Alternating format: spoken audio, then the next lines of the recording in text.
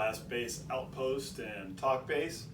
What I have here today is a brand new 2021 Gibson Non Reverse Thunderbird bass, and pretty excited about this. This has been something well, Gibson should have done a long time ago, to be honest with you. It's really a nice change from the standard reverse production. This being a set neck bass, so that means that this neck is actually glued onto this body, which is a slab type body, rather than the standard multi-laminate neck screw construction that has been sort of the Thunderbird tradition for many, many years, decades really. So this is set neck. The neck itself actually a little bit different from the standard reverse Thunderbird 2. It's quite a bit thicker, a little beefier through here, and definitely here where at the nut it's quite a bit heavier, thicker in cross section here. This is actually 11/16 thick. Standard reverse Thunderbird is only 9/16. So they've added a little bit more wood here, possibly to strengthen this. There's no volute on the backside of this, unlike earlier production 2014 non-reverse Thunderbirds. And as you can see, this bass also has some nice clover tuners on it. Those are from Hipshot, which is also a change for Gibson. In the past they've used Grover, smaller sort of little Y-shaped tuners, but this is a nice nod to the past, to the 1960s version of the non-reverse Thunderbird, and having these chrome parts on it. Yay, Gibson. Nice to go away from the black hardware on the bass. And obviously the tuners have a little bit more of a vintage look to it. I gotta say a little bit about the finish on this. Gibson gets slagged a lot for sometimes maybe not doing the best job with finishing up on stuff, but I gotta tell you, this bass, the fret ends on it, they're spectacular. This is just really, really well done. They're very smooth, they're dressed neatly. It's finished off really nicely, all the masking along the neck, and in particular around the base of the neck here and here on both sides. Very, very nicely done. And the finish on this is just, it's flawless. This particular one is Inverness green. It's a beautiful color in my estimation, but they also did a lovely Pelham blue and a beautiful burgundy red as well. And they're all just gorgeous colors, and again, a nice departure for Gibson from being sort of a little bit on the stodgy side with the finishes. Great job as far as I'm concerned.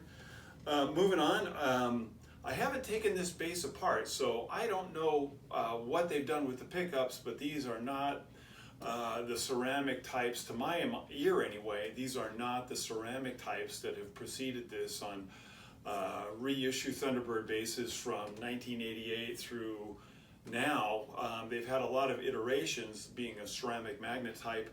These don't sound like that at all. So I haven't taken it apart, don't know what they've done, but I don't think it's a ceramic magnet type. It sure doesn't sound like one.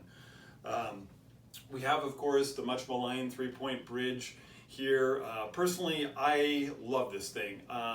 This bass has a very shallow neck pitch, a lot like the original reissue Thunderbirds from the late 80s. So it's very shallow pitch. This works really well with this. Right now, this bass, I bought this from Sweetwater. They set this thing up. It's fantastic. It's perfect. Action's low, no problems whatsoever with intonation, anything. So, you know, you can buy into the hype on the aftermarket bridges if you want, but I gotta tell you, I think this bridge looks like it belongs on this bass. It's completely functional and does a great job. So here we have, of course, your standard volume controls for both pickups and a tone control back here. This bass, when it was shipped to me, these two, the input jack and the tone, were switched the positions here.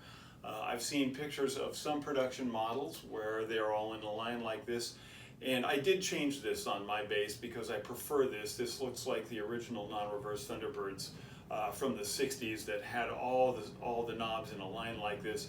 I also prefer it because you can easily tell which is the tone and which are the volume, because the spacing is completely different. So if you're reaching down without looking, you can easily tell what you're doing. Anyway, the bass, again, it's just a really solid player.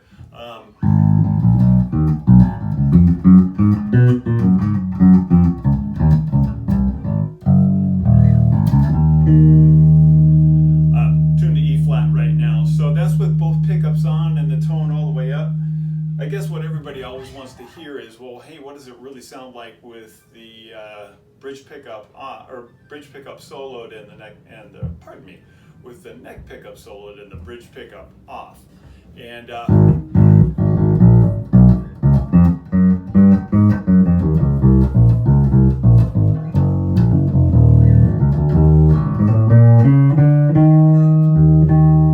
so a little bit wider, a little bit different. Personally, I kind of like to mix the two and have a bit of each. Sometimes I just kind of dime everything.